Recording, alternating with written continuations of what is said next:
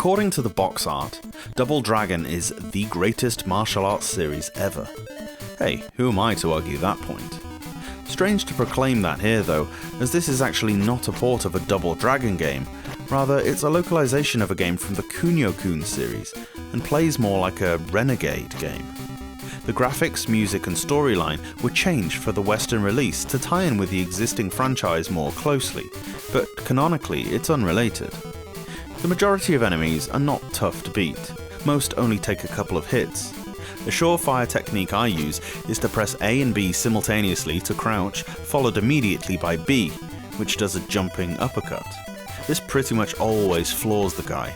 Then you can walk up to his sorry carcass and press B to stomp a mud hole in his ass. That's your 2 hits right there, and they're pretty much done. If the main enemies are slightly too easy, the bosses are brutally hard. I'm not exaggerating with that word either. I hope you enjoy getting punched in the face by a 7-foot pugilist.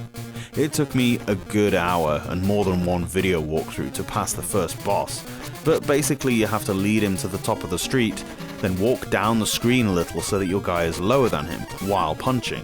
It's bloody tough, and were I not trying to review the game, I would definitely not have persisted with it. Graphically and audibly, this game is stunning. The level of detail in the streets and subway sections are impeccable, really showing off what talented artists could do with only 4 shades to work with. The sprites, while similar to the first game, somehow look that bit better.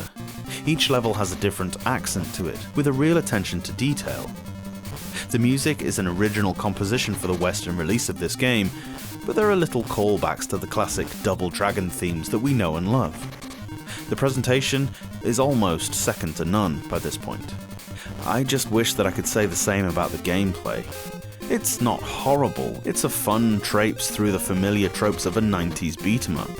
The controls are tighter than before, and the action is of a much better pace. The bosses just make you want to cry. I mean, at one point, you actually fight a guy with a handgun, using just your fists. The boss on the 3rd level is Leatherface, for God's sake, complete with a chainsaw. Maybe I'm being a wuss about it. These are the cold, hard streets after all. But if I knew the bad guys were packing lethal weapons, I would not be trying to jump kick them. It's hard not to compare these games to the NES ones, as they're arguably the most well-known renditions of Double Dragon, but it's not totally fair or accurate to do so here.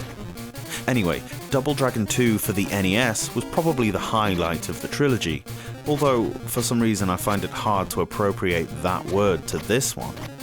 It's certainly better overall than the first one, but by no means the classic it maybe should be.